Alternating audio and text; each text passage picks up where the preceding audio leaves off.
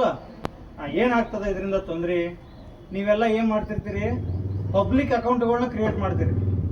ಯಾಕಂದ್ರೆ ಸಾರ್ವಜನಿಕವಾಗಿ ನನ್ನ ಲೈಕ್ಸ್ ಹೆಚ್ಚು ಬರಲಿ, ಕಮೆಂಟ್ಸ್ ಹೆಚ್ಚು ಬರಲಿ ಅಂತೇಳಿ ಪಬ್ಲಿಕ್ ಅಕೌಂಟ್ಗಳನ್ನ ಕ್ರಿಯೇಟ್ ಮಾಡ್ಕೋತೀರಿ. ಬಟ್ ಇದರಿಂದ ಆಗೋ ತೊಂದರೆ ಏನು? ನಿಮ್ಮ ಫೇಸ್ಬುಕ್ ನೀವು ಫೋಟೋಗಳನ್ನ ಅಪ್ಲೋಡ್ ಮಾಡ್ತೀರಿ, ಇಲ್ಲ ನಿಮ್ಮದೇ ಆದಂಥ ಒಂದು ಎಲ್ಲೋ, ಈಗ ಫಾರ್ ಎಕ್ಸಾಂಪಲ್ ಎಲ್ಲೋ ಟೂರ್ ಹೋಗ್ತೀರಿ, ನೀವು ಫ್ಯಾಮಿಲಿ ಸಮೇತ ಟೂರ್ ಹೋಗ್ತಿರಲ್ಲ, ಪ್ರತಿಯೊಂದು ಮೂಮೆಂಟನ್ನು ಅಪ್ಡೇಟ್ ಮಾಡ್ಕೊಂತ ಹೋಗ್ತೀರಿ. Up to Goa, up to Bengaluru ಅಂತ ಹೇಳ್ತಿರಲ್ಲ. ಹಿಂಗೆ ನಿಮ್ಮ ಪ್ರತಿಯೊಂದು ಮೂಮೆಂಟ್ ಅಪ್ಡೇಟ್ ಮಾಡೋದ್ರಿಂದ ಏನು ತೊಂದರೆ ಆಗ್ತದ? ಒಂದು ಎಕ್ಸಾಂಪಲ್ ಬಂದಿರೋ ಉದಾಹರಣೆಗಳನ್ನ ಹೇಳ್ಕೊಂತ ಹೋಗ್ತೀನಿ ನಿಮಗೆ. ಈಗ ಫಾರ್ ಎಕ್ಸಾಂಪಲ್ ಎಲ್ಲ ಫ್ಯಾಮಿಲಿ ಕೂಡ್ತೀರಿ, ಮನಿ ಕದ ಹಾಕೊಂಡಿರ್ತೀರಿ, ಟೂರ್ಗೆ ಹೋಗ್ತೀರಿ. ಟೂರ್ಗೆ ಹೋಗ್ಬೇಕಾದ್ರೆ ಏನು ಮಾಡ್ತೀರಿ, ನಿಮ್ಮ ಪ್ರತಿಯೊಂದು ಮೂಮೆಂಟನ್ನು ನಿಮ್ಮ ವಾಟ್ಸಪ್ ಸ್ಟೇಟಸ್ ಒಳಗಾಗಲಿ, ಇನ್ಸ್ಟಾಗ್ರಾಮ್ ಒಳಗಾಗಲಿ ಅಪ್ಡೇಟ್ ಮಾಡ್ಕೊಂತ ಹೋಗ್ತೀರಿ.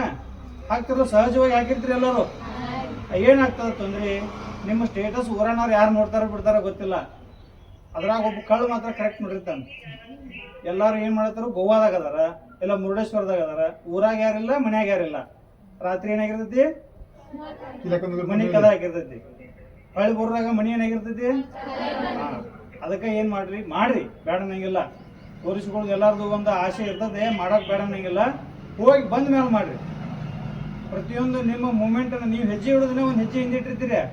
ಆದ್ರೆ ಅದಕ್ಕಿಂತ ಮೊದ್ಲು ಏನ್ ಮಾಡಿರ್ತೀರಿ, ಸ್ಟೇಟಸ್ ಅಪ್ಡೇಟ್ ಮಾಡಿರ್ತೀರಿ. ಅವ್ರು ನೋಡಿರ್ತಾರೆ, ನಾಲ್ಕು ಮಂದಿ ಇರ್ತಾರ ಅನ್ನೋದು ಬರ್ತದೆ. ಹುಗ್ಯಾರ್ ಬಿಡಪ್ಪ ಅನ್ನೋದು ಇಲ್ಲಿ ಬಂದಿರ್ತಾರ. ನಿಮ್ಮ ಫ್ಯಾಮಿಲಿ ಎಲ್ಲ ಅಲ್ಲೇ ಐತಂದ್ರೆ ಮನಿ ಖಾಲಿ ಇರ್ತದೆ ಅನ್ನೋದು ಯಾರಿಗಾರು ಸಹಜವಾಗಿ ಬರ್ತೈತಿ.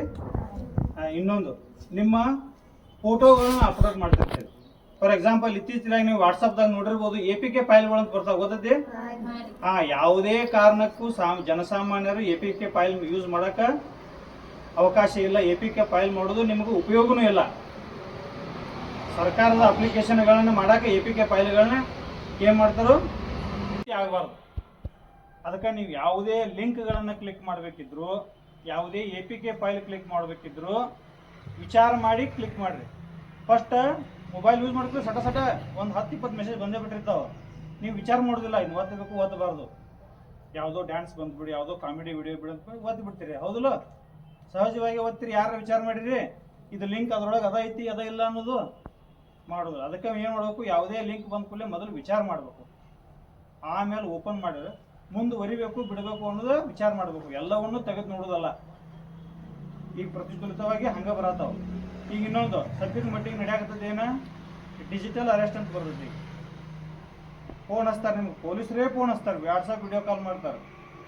ನಿಮ್ಗೆ ಸರ್ ಗತನ ಕಾಣ್ತಾರ, ನಾನೇ ವಿಡಿಯೋ ಕಾಲ್ ಮಾಡ್ತಾನ ನಿಮ್ಗೆ. ಹಿಂಗೆ ನೀವು ಇಂಥಲ್ಲಿ ಇದಾಗೈತಿ, ಇಂಥ ಫ್ರಾಡ್ ಆಗೈತಿ, ಇಂಥಲ್ಲಿ ನೀವು ಡ್ರಗ್ಸ್ ತೊಗೊಂಡಿರಿ, ಇಂಥಲ್ಲಿ ನಿಮ್ದು ಎಕನಾಮಿಕಲ್ ಫ್ರಾಡ್ ಆಗೈತಿ ಅಂಥೇಳಿ ನಿಮ್ಮನ್ನ ಹೆದರಿಸ್ತಾರೆ. ಹೆದರಿಸಿ ನಿಮ್ಮ ಮನ್ಯಾಗ ಕೂಡ ಹಾಕ್ತಾರೆ. ಅವ್ರು ಅಷ್ಟು ಹೆದರಿಸ್ತಾರೆ. ನಿಮ್ಮವ್ರು ಹೆದರಿಸಿ ಏನು ಮಾಡ್ತಾರೆ ನಿಮ್ಗೆ, ಹೌದು ಇದನ್ನು ನಾನು ನಿಮ್ಮ ಬಿಡುಗಡೆ ಮಾಡ್ಬೇಕಂದ್ರೆ ನನಗೆ ದುಡ್ಡು ಹಾಕ್ರಿ ಅಂಥೇಳಿ ನಿಮ್ಗೆ ಅನಾವಶ್ಯಕವಾಗಿ ದುಡ್ಡು ಹಾಕ್ಸ್ಕೊತಾರೆ. ಡಿಜಿಟಲ್ ಅರೆಸ್ಟ್ ಅಂತೇಳಿ ಹೆಸರು ಇತ್ತಿತ್ಲಾಗ ಪ್ರಚಲಿತ ಭಾಳ ಐತದ. ಒಂದು ತಲೆಯಾಗಿರಲಿ ನಿಮ್ಗೆ, ಡಿಜಿಟಲ್ ಅರೆಸ್ಟ್ ಅನ್ನುವಂಥ ಒಂದು ಪ್ರೊಸೀಜರ್ ನಮ್ಮ ಇಲಾಖೆ ಒಳಗಿಲ್ಲ. ಅವ ಏನು ಮಾಡ್ತಾನ, ನಿಮ್ಮ ಮೊಬೈಲನ್ನು ಅವ ಯೂಸ್ ಮಾಡಕ್ಕೆ ಸ್ಟಾರ್ಟ್ ಮಾಡ್ತಾನೆ. ಆಗೇನು ತೊಂದರೆ ಆಗ್ತೈತಿ, ನಿಮ್ಮ ಎಲ್ಲ ಮೊಬೈಲ್ದಾಗಿನ ಡಾಟಾ ಆಟೋಮೆಟಿಕ್ ಆಗಿ ಬಂದ್ಬಿಡ್ತೈತೆ. ನಿಮ್ಮ ಇದರಿಂದ ಏನೇನು ಲಾಭ ತೊಗೊಂತಾನು, ಬ್ಯಾಂಕ್ ಡೀಟೇಲ್ಸ್ ನಿಮ್ಮ ಅವನ ಹತ್ರ ಬಂದ್ರೆ ಏನು ಮಾಡ್ತಾನವ, ಕೈ ಕೊಟ್ಟಂಗನೆ ರೊಕ್ಕ ಎಲ್ಲ ಕೈ ಕೊಟ್ಟಂಗನೆ ಆಟೋಮೆಟಿಕ್ ನಿಮ್ಮ ಮೊಬೈಲಿಗೆ ಬರೋ OTP ಸಹಿತ ಅವಂಗ ಬರ್ತೈತಿ. ನೀವು ಡಯಲ್ ಮಾಡಿಸೋ ಡಯಲ್ ಪ್ಯಾಡ್ ಸಹಿತ ಅವ ಯೂಸ್ ಮಾಡ್ತಾನೆ.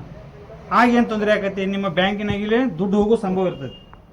ಇನ್ನೊಂದು, ನಿಮ್ಮ ಫೋಟೋಗಳು ಸಿಕ್ಕರೆ ಏನು ಮಾಡ್ತಾನವ,